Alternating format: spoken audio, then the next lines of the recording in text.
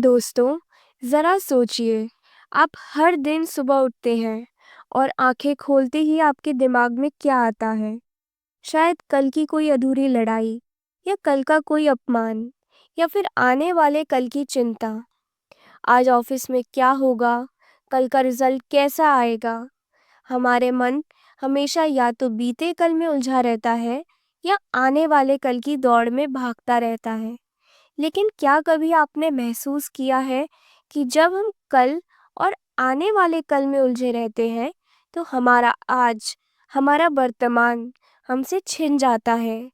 यही वो सवाल है जिसका जवाब इकहार्ट टोल अपनी किताब द पावर ऑफ नाउ में देते हैं। इकहार्ट टोल की खुद की जिंदगी एक समय इतनी मुश्किल थी कि वो गहरे उदासी और डिप्रेशन से गुजर रहे थे। रातों को नींद नहीं आती थी। हर समय उनके मन में यही विचार चलते रहते थे कि ये जिंदगी बेकार है, कुछ अच्छा नहीं हो सकता, मैं थक चुका हूँ। लेकिन एक रात जब वो बेहद टूट चुके थे, उनके मन में एक अजीब सवाल आया। मैं अपने आप से नफरत करता हूँ, लेकिन ये मैं कौन है जिससे मैं नफरत कर रहा हूँ? यही सवाल उनकी जिंदगी का सबसे बड़ा टर्निंग पॉइंट बन गया। उन्होंने अचानक महसूस किया कि उनके अंदर दो मैं हैं।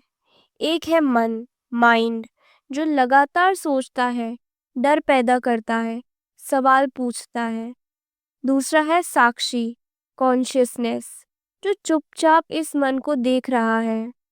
उसी क्षण उन्हें एहसास हुआ कि असली में मैं कौन हूँ। मैं वो नहीं जो सोच रहा है, बल्कि मैं वो हूँ जो इस सोच को देख रहा है। यही अनुभव उनके जीवन में गहरी शांति और अवेकनिंग लेकर आया। दोस्तों, अगर आपको अब तक की ये जर्नी थोड़ी भी इंटरेस्टिंग लगी हो, तो वीडियो को लाइक ज़रूर करें और अपने विचार कमेंट में ज़रूर बताइए। और अगर आप चाहते हैं कि ऐसी ही गहरी और इंस्पायरिंग बुक्स की समरीज आप तक लगातार पहुंचती रहें, तो अभी हमारे चैनल बुक रीडर्स हब को सब्सक्राइब कर लीजिए।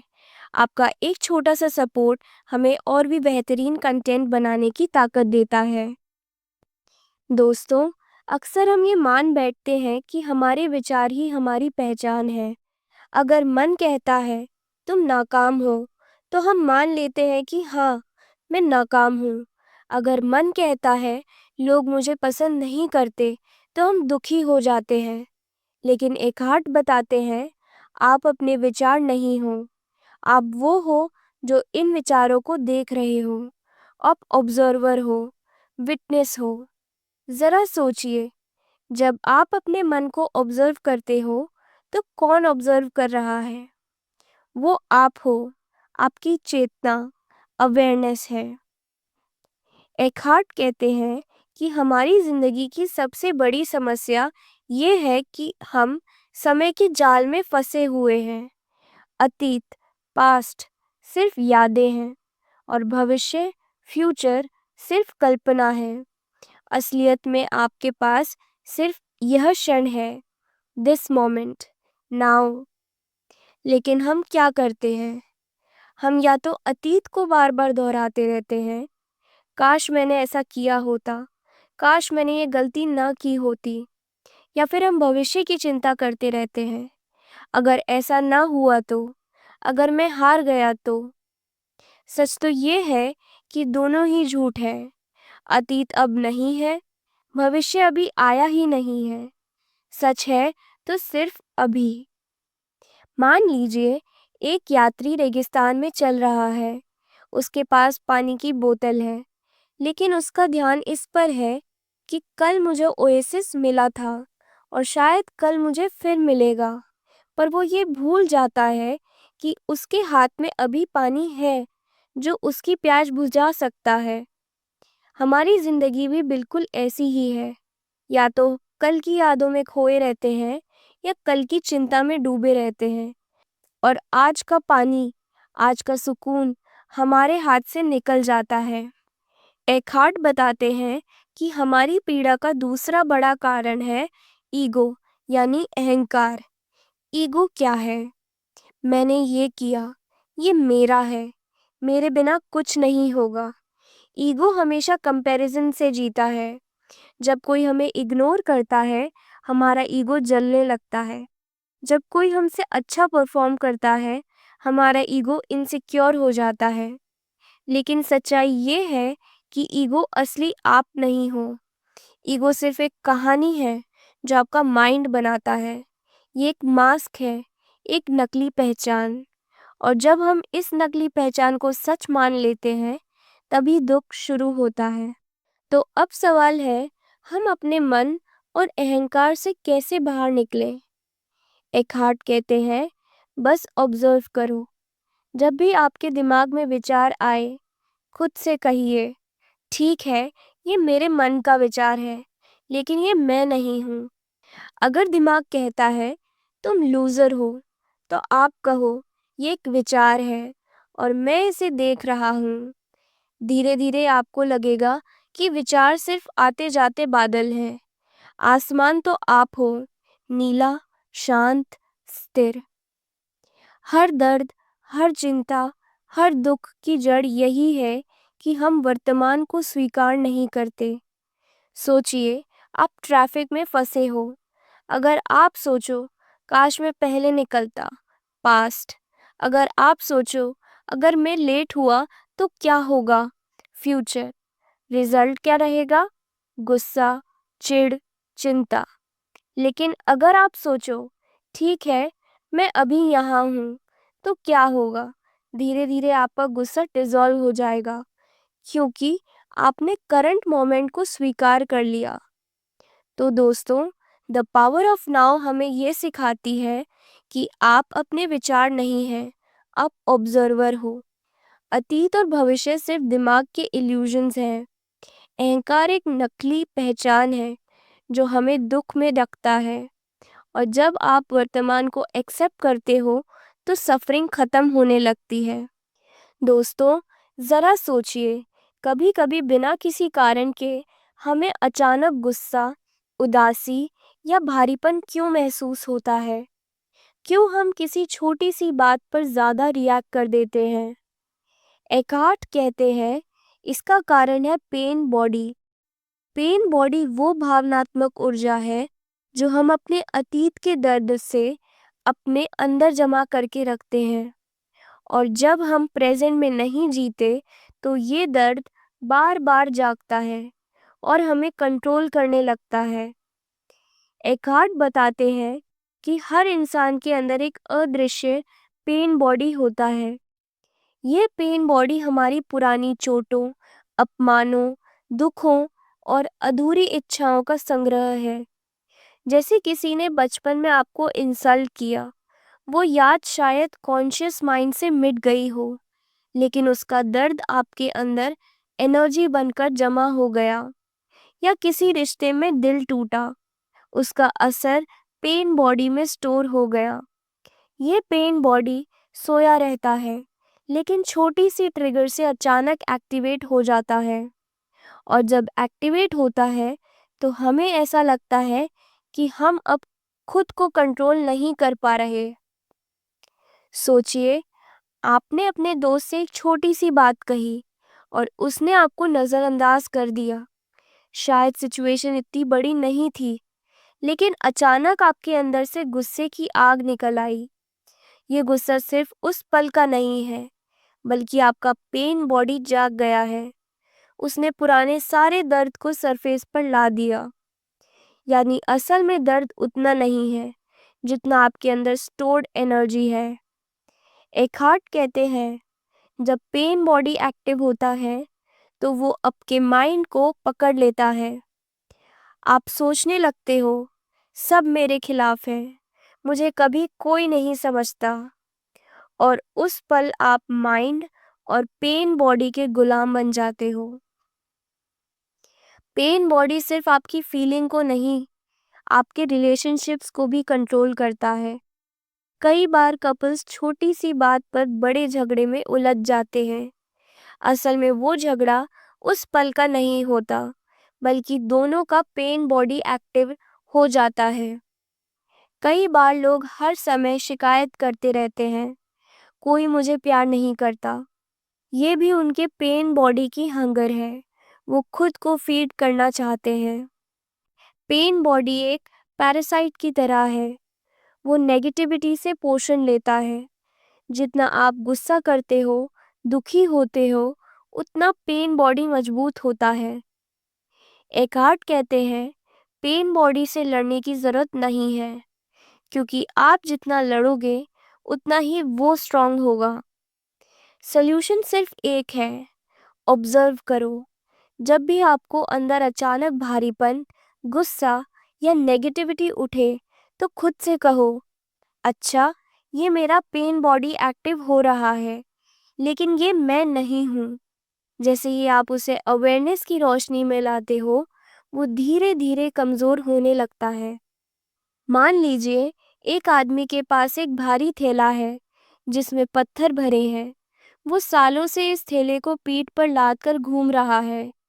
कभी कोई उसको धक्का देता है तो वो और चिढ़ जाता है, लेकिन असल दर्द तो उस थैले का है जिसे वो छोड़ ही नहीं रहा। पेन बॉडी भी ऐसी ही है। हम अपने पुराने दर्द को ढोते रहते हैं और सोचते हैं कि दुनिया हमें चोट पहुंचा रही है, लेकिन सच तो ये है कि दर्द का बोझ हमने खुद पकड़ रखा है। एखार्ट कहते हैं कि अगर आप चाहते हैं कि आपके रिश्ते सच में खूबसूरत बने, तो आपको उन्हें पेन बॉडी और माइंड से मुक्त करना होगा। वो कैसे कर सकते हैं? सिर्फ प्रेजेंट में रहकर। जब आप अपने पार्टनर या दोस्त को सुन रहे हो, तो सच में सिर्फ सुनो। माइंड में कंपैरिजन या जजमेंट मत लाओ। पेन बॉडी की एनर्जी को फीड मत करो। याद रखिए, जब आप नाव में रहते हो तो रिश्ते कंपटीशन नहीं रहते, वो कनेक्शन बन जाते हैं। हमारी सबसे बड़ी गलती ये है कि हम हर पल को रेजिस्ट करते हैं। अगर बारिश हो रही है, हम सोचते हैं क्यों हो रही है। अगर कोई हमें इग्नोर करता है, हम सोचते हैं क्यों मेरे साथ। ये रेजिस्टेंस पेन बॉडी को फ्यूल देता है। लेकिन जब आप एक्सेप्ट करते हो, ठीक है, यह भी हो रहा है और मैं इसे ऑब्जर्व कर रहा हूँ, तो पेन बॉडी को खाना नहीं मिलता और वो कमज़ोर हो जाता है। एक्सेप्टेंस का मतलब हार मानना नहीं है। इसका मतलब है रियलिटी से लड़ना बंद करना। तो दोस्तों, द पावर ऑफ नाउ का ये हिस्सा हमें सिखाता है, हमारे अंदर एक पेन बॉडी है जो अतीत के दर्द से बना है। जब पेन बॉडी जागता है तो वो हमारे इमोशंस और रिलेशनशिप्स को कंट्रोल करता है। जितना हम उसे रेजिस्ट करते हैं, उतना वो स्ट्रांग होता है। लेकिन जब हम उसे अवेयरनेस की रोशनी में ऑब्जर्व करें तो वो डिसॉल्व होने लगता है। और जब हम हर मोमेंट को एक्सेप्ट करते हैं, तब सच्चा हीलिंग शुरू होता है। दोस्तों, अब तक हमने समझा कि हमारा मन और हमारे विचार हम नहीं हैं। अतीत और भविष्य सिर्फ इल्यूजन्स हैं। पेन बॉडी हमारे पुराने घावों को जीवित रखता है, लेकिन उसे अवेयरनेस से डिसॉल्व किया जा सकता है। लेकिन सवाल ये है, अब प्रैक्टिकली हम इसे अपनी ज़िंदगी में कैसे उतारें? कैसे हम हर दिन नाव में जीना सीखें? कैसे हम इस अंडरस्टैंडिंग को सिर्फ थ्योरी नहीं, बल्कि एक्सपीरियंस बना सकें? एकार्ट कहते हैं, प्रेजेंट में जीना कोई एक बड़ा काम नहीं है। ये छोटे छोटे स्टेप से शुरू होता है। पहला स्टेप है अवेयरनेस ऑफ ब्रेथ। जब भी आपका माइंड दौड़ने लगे, बस अपनी सांसों पर ध्यान दीजिए। सांस अंदर जा रही है, बाहर आ रही है, बस ऑब्जर्व कीजिए। ये छोटा सा काम आपको तुरंत वर्तमान में खींच लाता है। दूसरा है माइंडफुल ऑब्जर्वेशन। जो भी आप कर रहे हैं, चाहे वो खाना खाना हो, चलना हो या काम करना हो, पूरी अवेयरनेस के साथ कीजिए। जैसे अगर आप खाना खा रहे हैं, तो बस टेस्ट और टेक्सचर पर ध्यान दीजिए, न कि माइंड के चैटर पर। तीसरा है स्टॉप लेबलिंग। हम हर चीज़ को नाम देते हैं, ये अच्छा है, ये बुरा है, लेकिन अगर आप चीज़ों को बस देखें बिना लेबल के, तो आप प्रेजेंट को ज़्यादा गहराई से महसूस करेंगे। अगर आपको ये बातें हेल्पफुल लग रही हैं, तो इस वीडियो को लाइक करना मत भूलिए और अपने दोस्तों के साथ शेयर कीजिए। और हाँ, अगर आपने अभी तक सब्सक्राइब नहीं किया है, तो बुक रीडर्स हब को सब्सक्राइब कीजिए, क्योंकि आगे आने वाली समरीज आपकी सोच को और गहराई देने वाली है। अक्सर लोग कहते हैं कि एनलाइटमेंट का मतलब है कोई जादुई अनुभव या हमेशा खुश रहना, लेकिन एखार्ट कहते हैं एनलाइटमेंट का असली मतलब है हर मोमेंट को पूरी तरह जीना, माइंड के साथ आइडेंटिफाई न करना, हर परिस्थिति को एक्सेप्ट करना।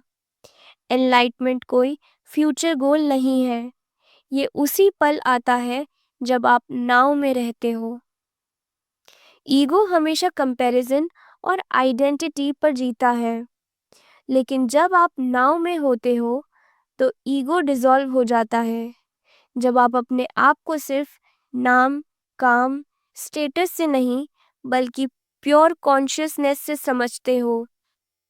एकार्ट कहते हैं जब ईगो खत्म होता है तो आप दूसरों को भी कंपटीशन नहीं मानते, बल्कि कनेक्शन मानते हो।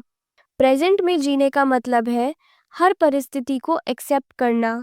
इसका मतलब ये नहीं कि आप संघर्ष करना छोड़ दें, बल्कि इसका मतलब है आप पहले रियलिटी को स्वीकार करें, फिर एक्शन लें।